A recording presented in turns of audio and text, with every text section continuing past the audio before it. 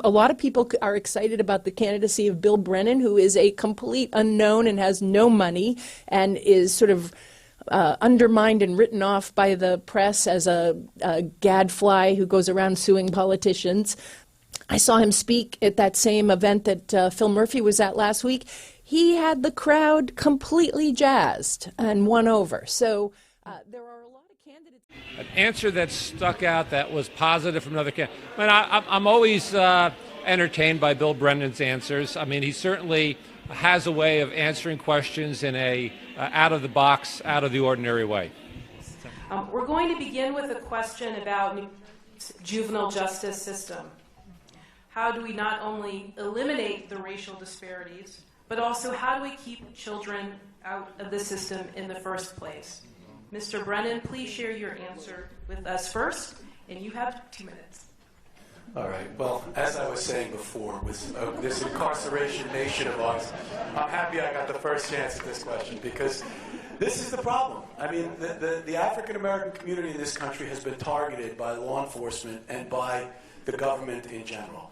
And I would not agree that we have a juvenile justice system. I would agree that we have a juvenile injustice system right now, where there is a problem with systemic problem in our justice system, and it needs to be dealt with honestly.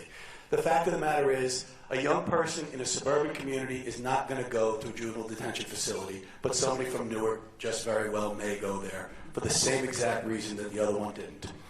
And where is this coming from? Well, let's go back to Ronald Reagan. Somebody up here quoted Ronald Reagan, and he was the law and order guy. He was the law and order guy.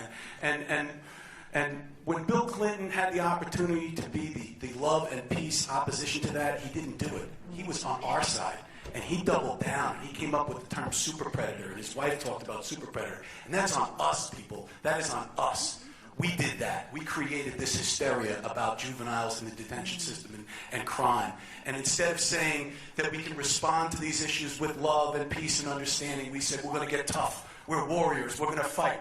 And you know what? When you declare war on your own people, you end up occupying territory. You don't end up treating disease. You don't end up helping people. You don't end up doing anything productive in society. And we need to stop this mantra of fear and hatred and recrimination. What we need as a solution to this is to understand that the answer to hate is love. That the answer to these problems is understanding. That if somebody is angry, try and figure out why, because you know something? There's a lot of justifiable anger in this world, and it needs to be dealt with here and now. We can't keep pushing it down the road. We can't keep saying, I need to get elected, so I'm going to pretend I'm tough on crime. I'm not going to be tough on crime. I'm going to be tough on hate with love. Thank you. New Jersey denies the right to vote to more than 70,000 people who've been released from prison but are still on parole or probation for a criminal conviction. As governor, would you support the automatic restoration of the right to vote once a person has been released from prison? Mr. Brennan? There are certain crimes that if you commit them, you should never be able to participate in the electoral process again. Those crimes include official misconduct, extortion, bribery, closing bridges.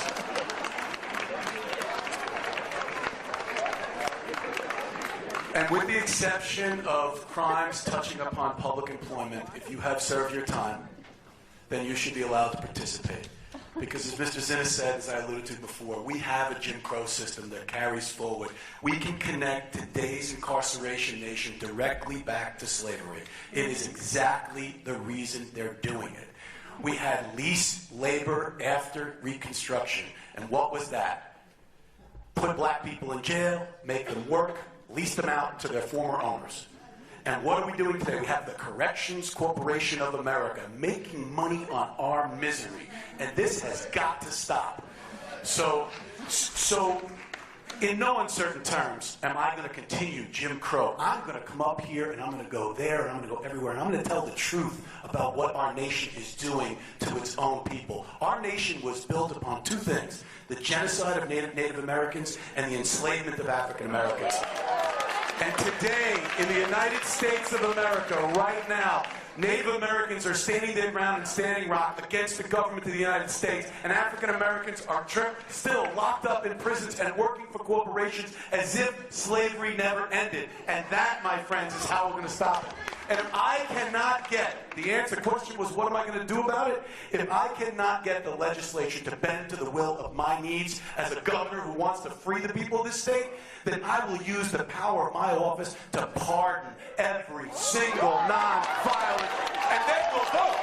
Thank you.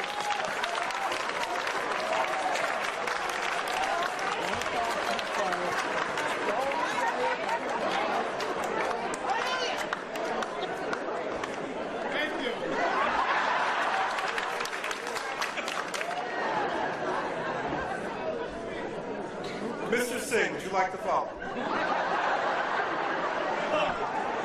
Our last question focuses on immigration. Since Donald Trump took office, many immigrants in New Jersey live in fear of detention and deportation. As governor, how will you ensure that New Jersey is a place where immigrants can feel and be safe to live, work, and raise their families in peace? Mr. Brennan. You mean beyond sanctuary state status? You know, I wish I had an easy answer for this, because when you're dealing with fear and you're dealing with the demonization of the population and you're dealing with hate, there is no easy answer. There's so many bad sentences that start with "since Donald Trump took office," and everything that follows is horrific. And so, what do we do with this? I mean, we have to look at this at the long game. You know, I feel like I was somehow denigrated for talking about love and understanding and peace. What's so funny about peace, love, and understanding? I mean, what is the problem with that? Nobody's tried it. Nobody has come and run. They've all run as the law and order candidate, and they've all run as the education candidate or the economy candidate, but nobody's run on love. Nobody has said, I want to be the person that says, get together among like-minded people, find the common ground, and love one another. Because what are we here for if it's not about that? What are we doing in this country? We can't keep dividing each other. And anybody who's dividing you is not your friend. And Donald Trump is nobody's friend but himself. Thank you. Mr. Zinner? I love you, Bill. So.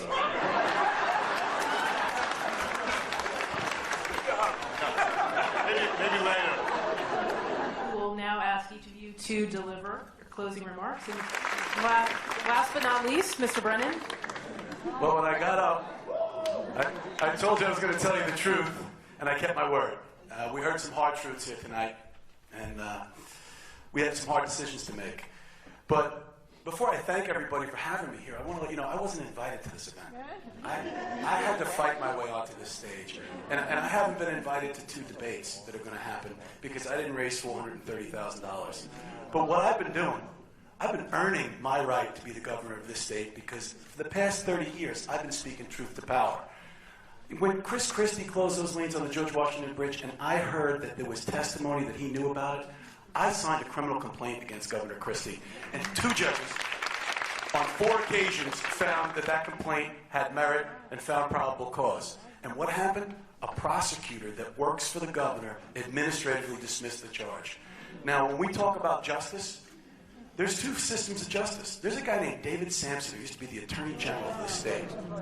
He liked to go to Aiken, South Carolina on the weekends. And he decided he was going to extort United Airlines into taking him down there. And he has been sentenced to a year's house arrest at his vacation home in South Carolina. That is not justice. And injustice anywhere is an injustice everywhere. And I am the person standing up for justice. Thank you very much.